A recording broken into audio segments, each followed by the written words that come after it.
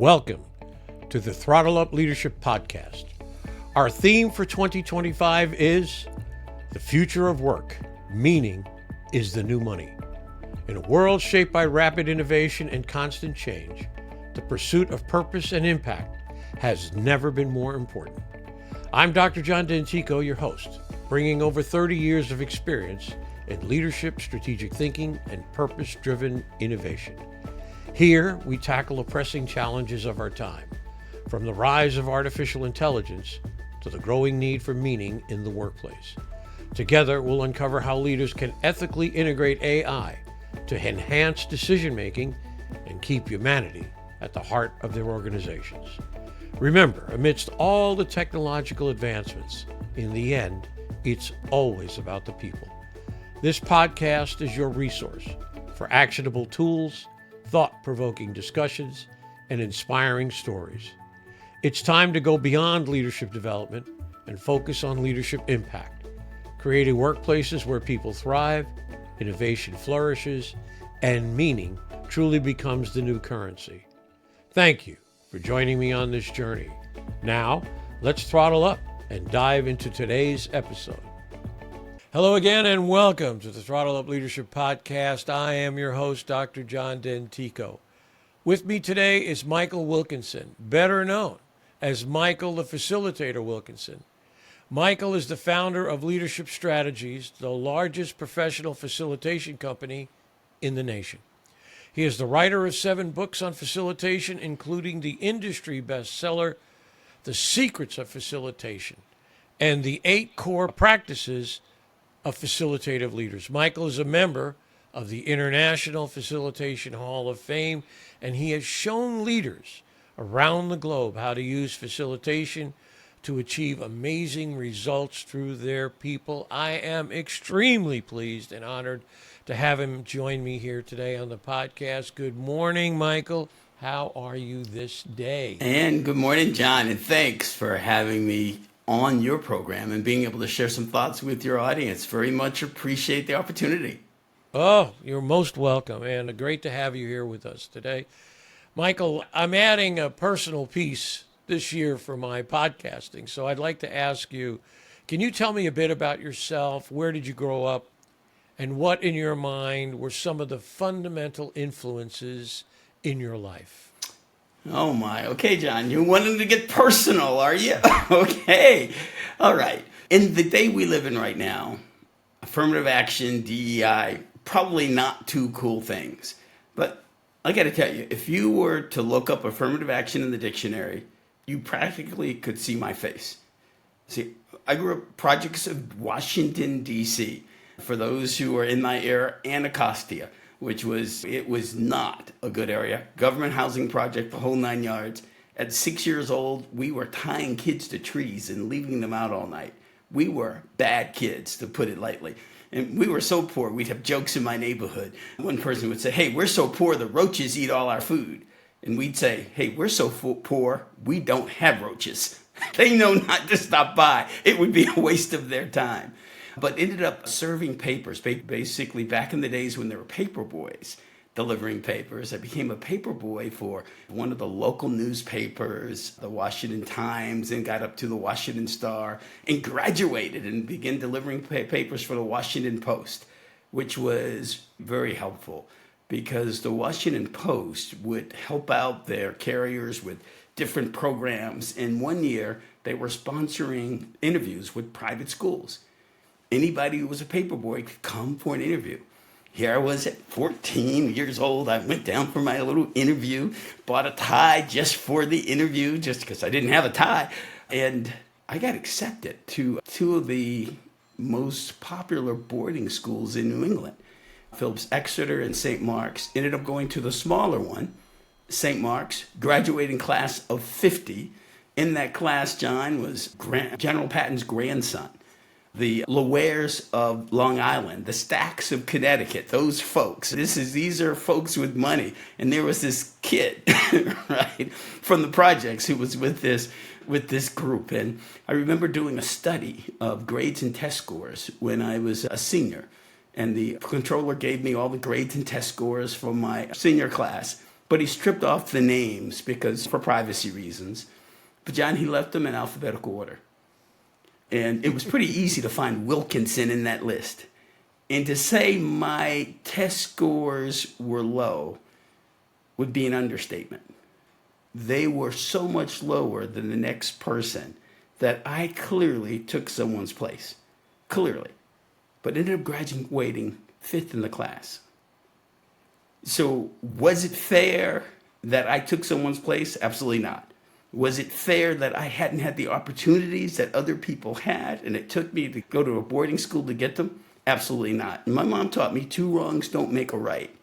But for this kid from the projects, it made a huge difference. Went on to Ivy League, doing what I did, having just a great time. I was a computer geek, ended up winning the computer prize for Dartmouth my senior year, the John G. Kemeny Computer Prize, the guy who wrote the basic programming language. And then went off and started my career. And it started in IT and started for IT folks, you may know, the bottom feeders in IT are programmers. Then if you get good at programming, they'll move you up and you become a designer of programs that someone else programs. You get good at that, you end up becoming an analyst, someone who figures out what the programs need to do. Somebody else designs them, someone else programs them. You get good at that, you move up to planning, figuring out what systems are needed for an organization. Analysts figure out what they need to do, yada, yada, yada. And then ended up moving from planning for systems to planning for business. So after 14 years in IT, I'd moved completely out of IT to dealing with people. And John, much more interesting dealing with people than dealing with systems. And learned this skill called facilitation, which I remember the first time, my very first group I facilitated, it was 1985. And the CFO of that organization at the end of the session, because the session was going just really poorly, the vendor was all over the place. I got up and said, you know what? Why don't we just take this one step at a time? Why don't we do this? Why don't we do that? And he said, and then, you know what? You did a great job with that. You're a good facilitator. We're going to have you facilitate all the sessions from here on in. I had not heard the word facilitation before. It sounded like something you should do in the privacy of your own home. Facilitate to you. Anyway, but found out, wow, this is a real skill. This is a real discipline. And learned that it's something you can learn how to do. And it's something that some people are naturally good at, but everyone can learn to facilitate a group, to get a group that are, by the end of the time together, they're all doing this at the same time, where you get to agreement where they can agree on here's how we're going to do it, and stuff happens. And so I got really excited. I would meet leaders, John, who were naturally amazing at facilitating their teams. And so started documenting. Here's what they were good at. Over the course of 25 years, really got clear on, hey, there are a set of practices that leaders use who really know how to get great results out of people. And that's where that book came, the 8 Core Practices of Facilitative Leaders. I know you didn't ask me all that, John, but that's the story. That's that, and it's a blessing. I feel so blessed to be just the messenger and sharing with people, hey, here's some stuff. It really makes a difference. It's amazing how the people you meet and the things that you go through in life yes, form a pathway. One that most people don't see or don't even realize they're on until one day they look back and go, oh, wow, look at I've this. been following this path the whole time. So I get it. I understand exactly where you're coming from. I will tell you, I am a strident believer in facilitation. That's Absolutely. Great. That is fantastic. And one way I demonstrate that is that my model of leadership, and I'm about to ask you about your perspective of leadership. Okay. All right. This will be fun. But my model of leadership that I started developing 30 years ago is based on one premise, a single premise. And that premise is contribution. In other words, we have a problem. You've seen it. You've obviously seen it in facilitation. We have a problem. We have an issue. Who wants to help? Who's got an idea? Doors open, floors open. Just bring what you got. for me, in that sense, collaboration and leadership together is a come-as-you-are party, as you That well know. is some of the greatest ideas can come from the receptionist, right? If you, as long as you're willing to listen and hear. Be open to it. That's Absolutely. exactly right. And part of that, in order to carry that out, in order to engage those folks, you need to be a very skilled facilitator who can maneuver through conflict at the same time bringing ideas and thoughts to perhaps a resolution. So let me ask you this. I'm loving it. So let me ask you this question, if I can. I have a habit, it is just the way it is, of asking my guests about their definition or perspective of leadership. Okay. In other words, how would you describe what leadership means to you? That is to say, and this may be a little bit of a trick question here. Okay. I'm going to give you a heads up. What do you see as the purpose of leadership? Excellent. Excellent. I'm going to go two ways. Okay. I'm going to go two ways. I want to start with just getting really clarity on what leaders are being asked to do, and then share, hey, if they're doing it well, this is what it looks like. So what is leadership? Think about it. Your role as a leader is to get a group of people working together in a way that yields productive and amazing results. And whatever the endeavor is, it doesn't matter if you're working in a corporation, a government, a team. Hey, we are working together to bring about an amazing result. So that's the end we're trying to achieve. So your role as a leader then is really clear. You have to be able to tap into people, one, to inspire them, to coach them, to redirect them, to guide them. You have to be able to do all these things. Now, that's just with the individual. Now, when we transform it to a group where you have this person doesn't like this person, this person who really always wants to go in this direction, this person, when you do that in a group, then it requires a set of skills where many leaders go, yeah, too much like work. I'll just make decisions and tell these people what to do. And hey, let's be clear. When it comes down to time, if you're making all the decisions, it certainly takes a whole lot of time because you don't have to listen to them. You don't really have to, you're just telling them, hey, you're just hands and feet. But if you treat people like hands and feet, there are three problems with that. One, most people don't like it. So you're going to have lots of turnover because they really have minds. They really have ideas. They really have stuff to contribute. Two, you can't get the best possible solution when you're the only person with ideas, because your ideas are based on your experiences. You're not taking advantage of the experiences that all these other people have that can help make an even better solution. You're just not doing it.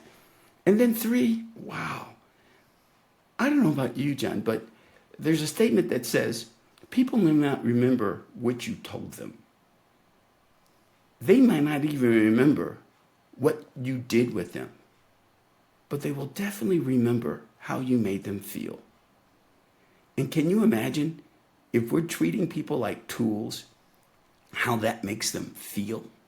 And so facilitation is about valuing, hey, this person has something to offer. My job as a leader is to really figure out, hey, how to make this, what this person has to offer, work in our business, or help free up their future so they can use what they have to be somewhere else because they can't work here, whatever that is. But when it comes to groups, there's a formula we use that we call it the fundamental principle of facilitation. And I would be remiss if I didn't share this with your audience, because it says in a nutshell what the heart of facilitation is all about. And before I get the formula, let me explain it by how I learned it, because it's just, so I was in my 14 years in IT, that 14-year period where I stayed in IT before getting out. My last 2 years, I was with one of the big consulting firms, Ernst & Young. We would go in and we would interview a bunch of folks, come up with a 100% plan. You should do this, and then we'd go away. We'd come back a year later, because good consultants do go away. We'd be lucky if 15% was implemented. My last 2 years, we started taking a facilitative approach. Instead of coming in with these army of consultants, we come in with only a couple of people, but then we'd assemble their team. They would come up with the recommendations. Now, John, quite frankly, some groups would only come up with a 60% solution. So we would float, hey, we saw this work here. Oh, that's great, yeah. We saw this work, oh yeah. We saw this work, oh no, that will never work here. How about this? No, they may only accept the 85% solution. But John, when we come back a year later, 80% would be implemented. So what do you want, 80% of 85 or 15% of 100? And why? Why did they implement it? What's your answer, John? Why would they implement 80% of 85 but only 15% of 100? Any thoughts, John? What do you think? I think they implemented it because they owned it. Ding, ding, you get the gold star. And this is it. When they create it, they understand it, they accept it, they own it, and they implement it. When they create it. And so ED, the formula is ED equals RD times CD. And I know your audience didn't wake up this morning thinking, oh, I get to do algebra. So let me break it down. The D is the same word, decisions. ED, an effective decision, equals RD, the right decision. And if you're like me, you're going to go, okay, put a period. ED equals RD, effective decision equals right decision. No, times CD, commitment to the decision. So, John, if you know the right decision, you know the RD, but your people have zero commitment to it, how effective is it? Anything times zero, big fat zero. If the leader knows what their customer needs to do, customer has zero commitment, effectiveness zero. Same thing. If you know what your people need to do, but they aren't committed to it, zero. Most leaders do. They figure out the right decision, try to build commitment. Wrong answer. Get the people in the room impacted by the decision, involved in creating it. That automatically builds commitment. That's called facilitation. So you got to wonder, how come most leaders don't use facilitation? Since it works, because it works. Well, we think because they don't know how. They don't know that there are only 3 reasons people disagree. They don't know how to resolve those. They don't know that it's important to start with the why, not with the what. They want to tell people what to know. No, start with the why, not with the what. They don't know that the importance of getting people to buy in is to connect first, correct second. There's a bunch of stuff, we call it these 8 core principles, that they just don't know how to do. So newsflash, there's a book out, 8 Core Principles of Facilitative Leaders, written by this Wilkinson guy, whoever that is. But that's what we are sharing with the world, the power of facilitation. And that's what I'm so passionate about, letting people know facilitation works if you work it. It really makes a difference. Yeah, several things come to mind. One is you read all the time in the business press, if you will, the lack of engagement of workers in the workplace. And you sit back and say, I wonder why that is. That's a great question. Because no one's given the opportunity to become involved in the decision-making processes of the organization. There's a company that I have who puts out great products, great surveys every 2 or 3 years. The company's called Development Dimensions International. Oh, DDI. DDI. Yes. You know DDI. Absolutely. Know them well. And they put out a leadership report about every 2.5 to 3 years. And I use several of their, with their permission, by the way, of their reports in my book to build this whole understanding of this, what I call a leadership gap. And with them, plus some other information, there are 3 things that people in the workplace want. Number 1, they want values alignment. And I know my audiences are going, oh, no, he's going to talk about this again, is he? Oh, my God. So they want values alignment. They want to know that the organization cares about the same things they care about. Absolutely. That they're heard, they're being heard, that they matter. Number 2 is, bingo, People want to be involved in the decision-making processes of the organization. People want to matter, and they want their work to matter. Yes. We all search for a level of control and autonomy over our own destinies, or as I like to say, people want to be masters of their own fate. Mm-hmm. And yet, are we offering them enough? I don't think so. I don't think, because this problem just keeps coming up. And the third one I'll just mention is they want training and learning that advances their professional career. Absolutely. Love it. So I absolutely agree with you. I think there's another reason why I don't think leaders in organizations use it. This has always been an observation of mine, and that is, for some reason, they don't think it's expeditious enough. They think it takes too much time. In other words, I can solve this problem. I'll solve it right now. I'll solve it. Okay. But if we go and we sit down, we got to go to a meeting and collaborate. It might take a week or 2 weeks. If you want to grow real bench strength, you see this topic coming up all the time. What's our leadership or leader bench look? It doesn't look like anything, because you've got leaders running around solving problems, and you're not, as we used to say in the Navy when I was a naval officer, we're not growing our own. You have to grow your own. And the only way you grow your own is to give them, as you say, the experience of being involved in the decisions. And I'll just end with this and ask you for your reflection.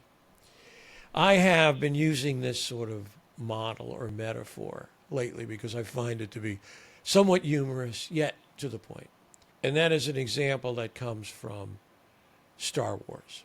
And Okay. what I say is, over the course of the last 60 or 70 years, we have trained leaders to become Jedi Knights.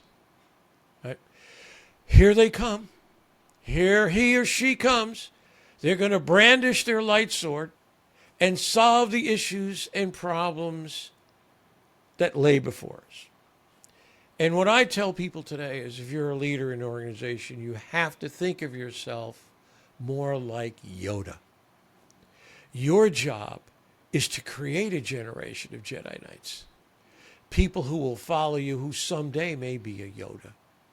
Because what did Yoda do? He was the great facilitator. He was the one who said to Luke, look, I'm not going to do this for you. There's the cave. You take what you got. Get in there and learn the hard lesson.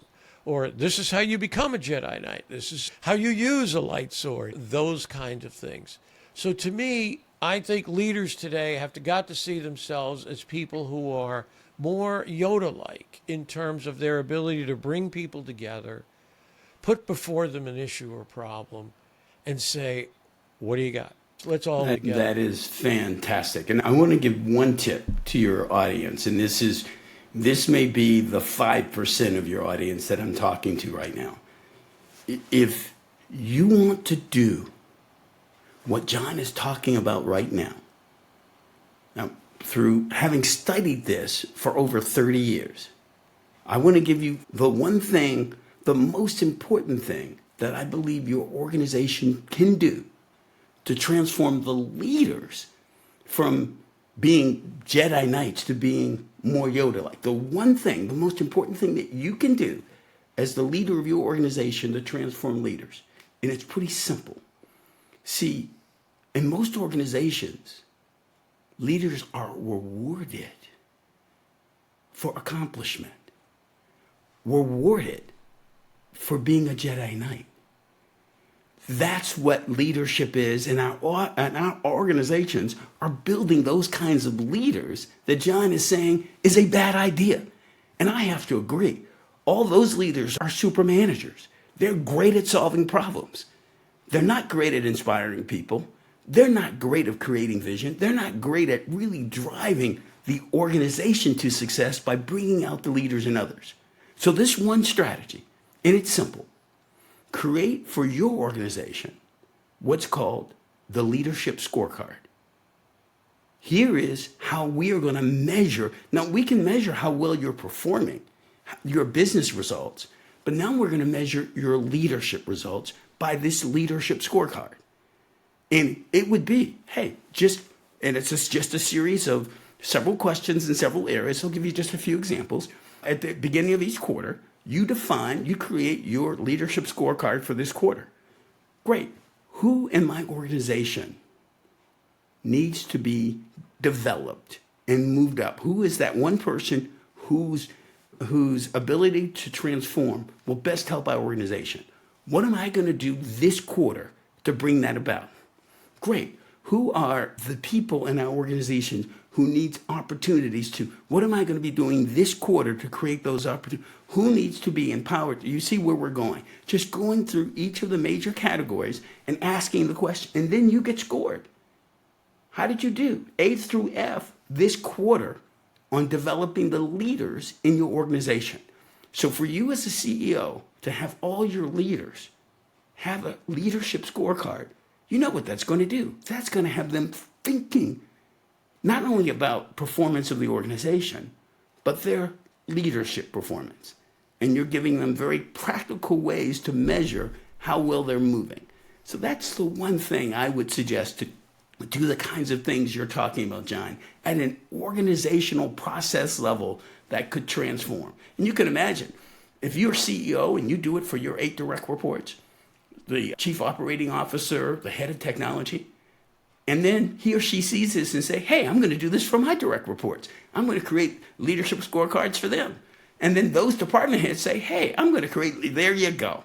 Transforming the organization because we're focusing on leadership in a real way.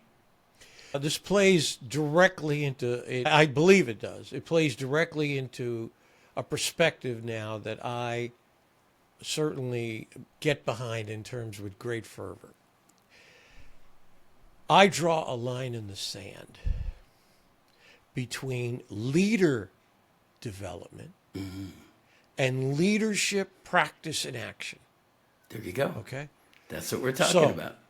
We have, and I'm sure you've seen this in your practice and in your work, you can preach the word of facilitation all day, all night. But if people don't take up the mantle, if they will, if they don't take up and say, okay, tomorrow I'm going to take Michael's ideas and I'm going to put them into effect. I'm going to practice them. I'm going to do them. To me, there's a difference between being a leader and doing leadership. Okay. Mm-hmm. And we spend, to be perfectly blunt, 90% of our time on the leader development side, maybe more, as opposed to the practices and action side, because we see this idea of leadership development to me is a misnomer in the sense that I live on the practice side. I live on the practical side. Here, step 1, step 2, step 3. This is how you do strategic thinking. Those kinds of things. Process. Here's how you put something into practice. Absolutely. Because we've spent so much time trying to create perfect people. That's my perspective. We've tried. You don't have the right traits. If you only had more charisma, if you only had more imagination. Oh, by the way, we have tons. It's just that you got to get a chance to use it. Those kinds of things, to me, is really important. So I agree with you. The scorecard has got to be established on practices and action. I'm loving that. And I was going to say, a way that we have implemented what you are talking about around leadership development, because leaders often will take 2 or 3 days to go through a leadership development program. What we love doing with organizations who work with us is we have these 8 core principles. Each principle, we could teach all 8 over a 3-day, but we don't. We break it into 8 half days. And we do 1 week or 2 weeks apart. And each practice has a homework assignment where you come back and here's how I did this. And we take it one step further. If you're familiar, if you're in the leadership development world, you know about the Kilpatrick, the 4 levels of training evaluation. We go all the way to level 4 to say, hey, with this action, first level, right? How was the class? Did you like it? That's the smiley sheets. That's always good. Cool. Hey, let's test to see if you learned something. Let's have a pre-test and a post-test to see if you actually know something. Oh, you know what? Let's, each week or each 2 weeks, each class, come back and ask, Tell me about one, before the class ends, you identify, here's what I'm going to do with this. Here, they've given a specific assignment, here's who I'm going to use it with. So now they come back and answer, okay, did you do it? And then fourth, what was the business impact? How did you doing this? Let's put a number to it. How did this action you take save the company money, increase the company's money, improve customer service, better, faster, cheaper? Give me one. What came out? What was the impact on the business of doing that? Getting all the way the business result. So if you, by breaking the training up into half-day modules, a week or 2 weeks apart, people then are putting in practice, getting feedback, practicing again, getting feedback, practicing again. That's what you're talking about, moving from leadership development to leadership in practice. Brilliant, John. So that's how I believe we are so aligned. It's amazing. May use a little different language, but very much aligned in our thinking. Jim and Wendy Kirkpatrick wrote the foreword. Yeah, you know them. Yes. They wrote the foreword to my book. Oh, they did. Okay, great. Yeah, they wrote the foreword to my book, and it was really great. I asked them if they would do that. I sent them a copy and the manuscript copy, and they wrote a wonderful piece because I'm very concerned about now, what do we do? Yes. What do you do? It's like trying to teach someone to play a sport like golf, right? I could send them all the books and all the videos and all the links to the great YouTube channels on watching the pros. Or you could have Scotty Scheffler come up and say, let's go play a few rounds and learn by doing. I'm a very learn by doing, as you have in the same way. Talk about facilitation. Here's a lesson. Go try it. See what you've come. Make a mistake. It's okay. Don't worry about it.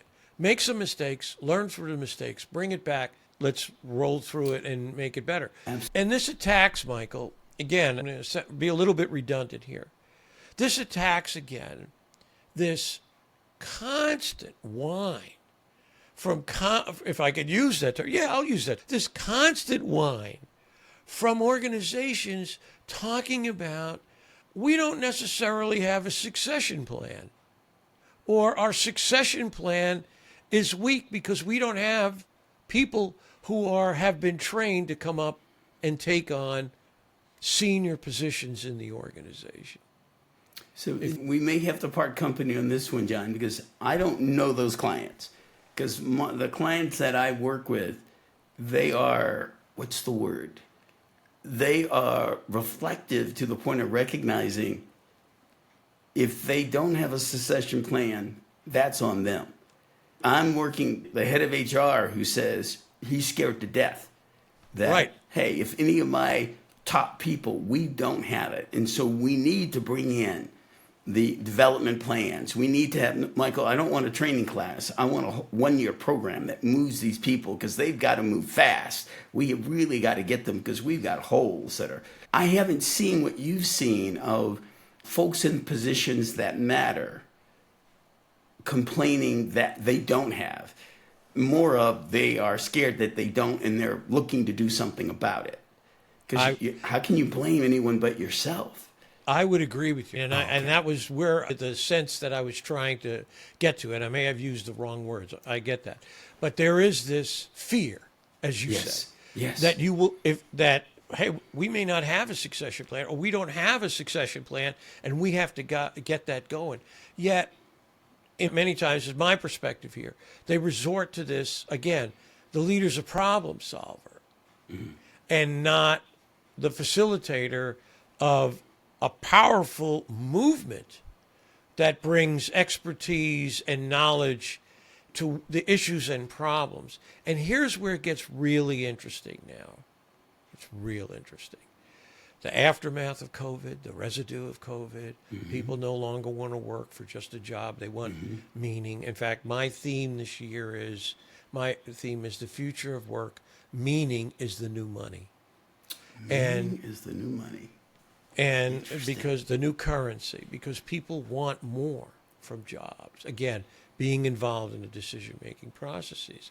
So in a lot of respects, I think it's important to involve people from the beginning raise them up, bring them along, and then you develop this power dynamic. And of course, the other complicating issue with this is the rapid development of artificial intelligence.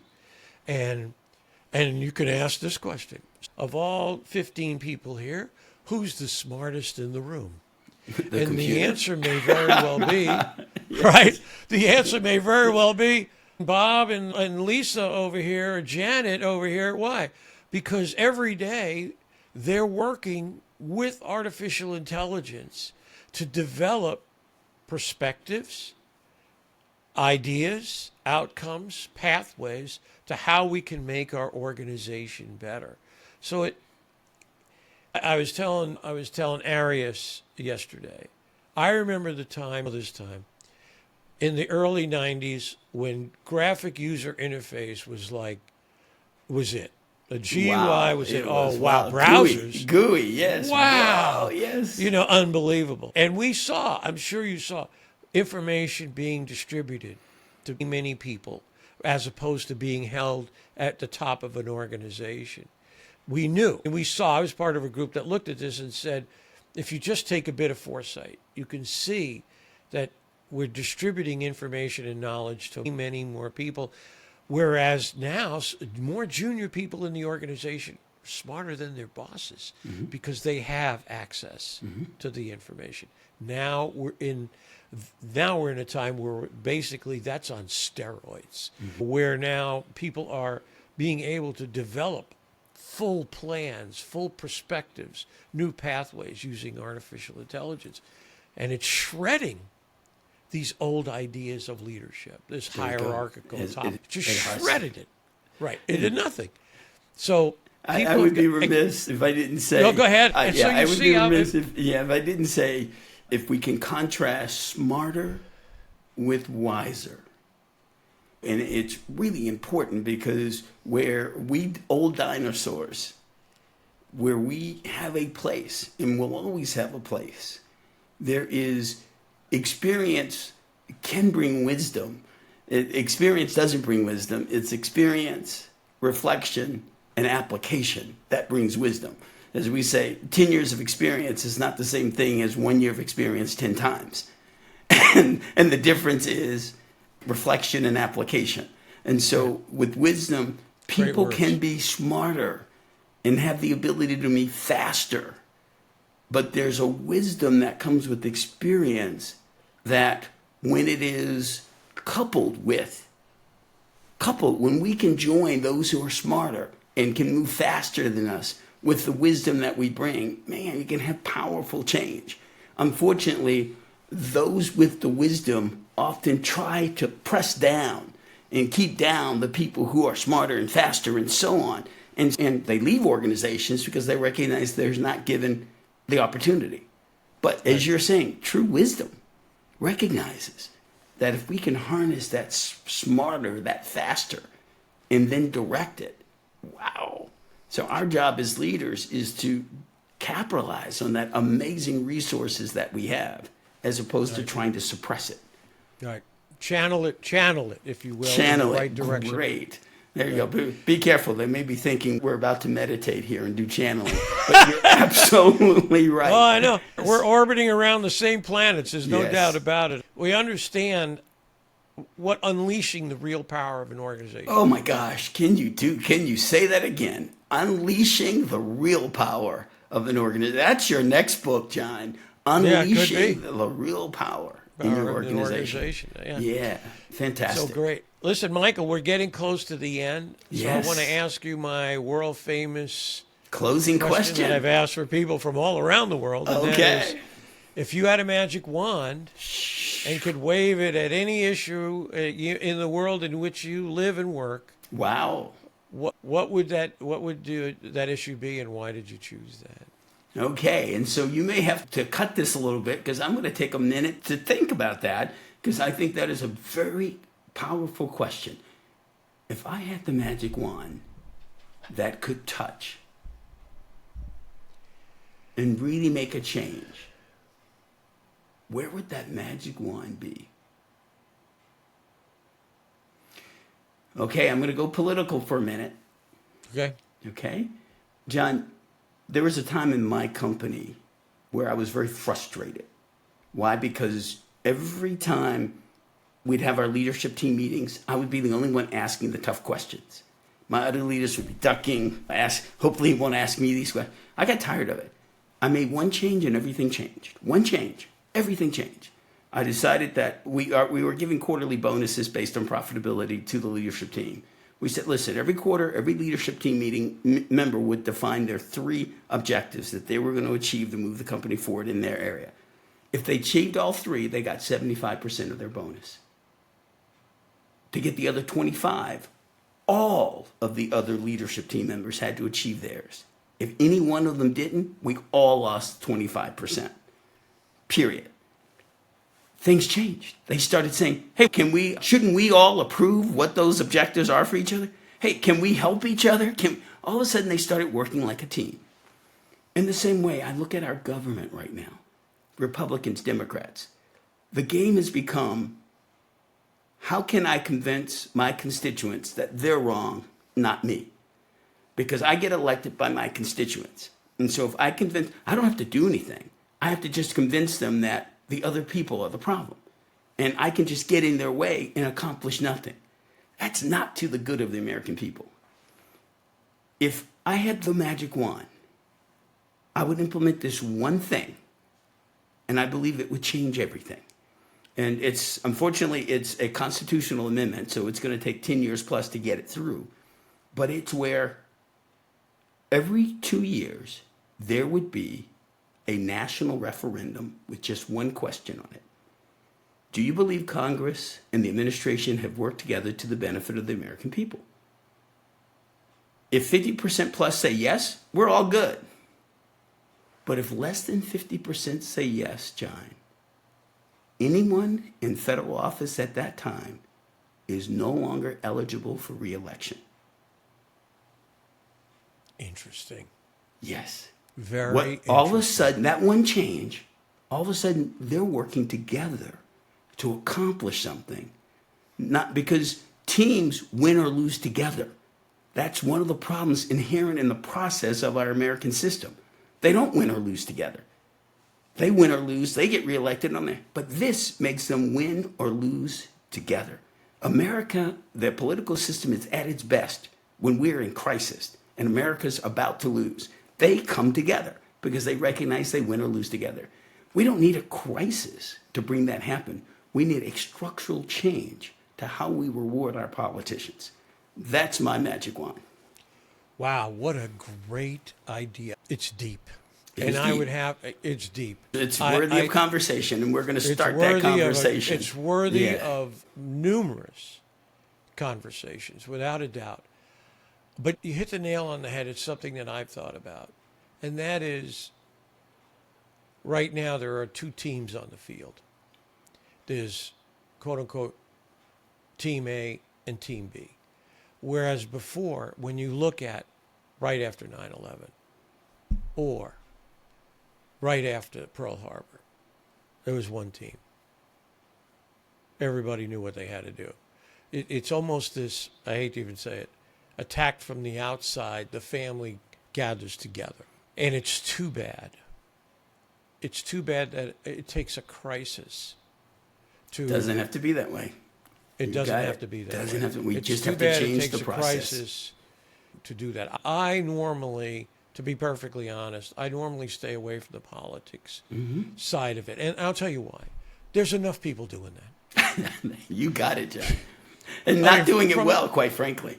There's a lot of them I think are doing a really good job. Podcasters, for example, are doing a good job. There's a lot of them. But there's a lot of people. I'm trying to help people at the level we deal with in organizations, for me, small and medium-sized companies, live a more productive, prosperous, and meaningful life.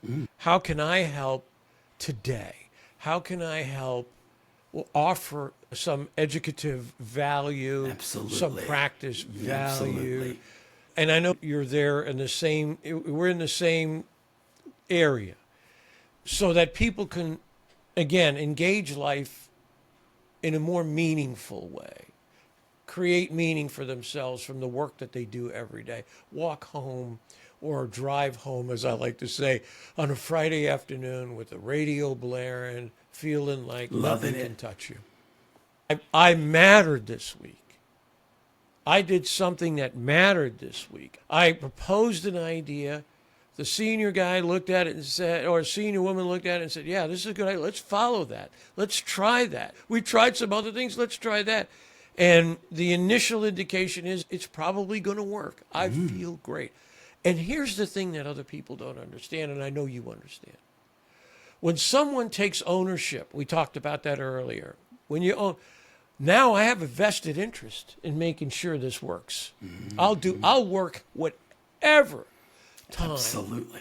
How much, it doesn't matter what time. You can't burn me out. I'm going to go, and I'm going to go hard and fast on this because it matters to me. I matter to the organization. There's a story I heard, and I don't know his full name, but I think his first name was Jeff. And he worked at SpaceX. There's a story I heard recently. And he was working ungodly hours. And he decided that he couldn't do it anymore. He had a family, had 2 children. So he went to Elon Musk and he said, listen, I can't do this anymore. I have a family, I have a wife, and I'm not spending any time with my kids. Okay. And apparently Elon said, okay, I get it. No problem. So he left and he went and he got a really good job and he was working decent hours and he's spending time with his family. About 6 or 8 months later, he calls up Elon Musk and he says, can I come back? And Elon Musk said, why? Why do you want to come back? He said, because I don't want to die of boredom. I mattered to what we were doing, and what we're doing is phenomenal. Is great. It is great. So you sit back and say, that matters to people. Meaning is the greatest motivation force on the planet. Absolutely. So I appreciated our time today. Michael? Likewise, and thank you. Thank you, Fabulous, John. It's man. been fabulous. Absolutely. Fabulous. I can't thank you enough. I wish you all the success in the future. May good things come to you every day. Thank you so much for your time. Back at you, my brother. Take care. Take care.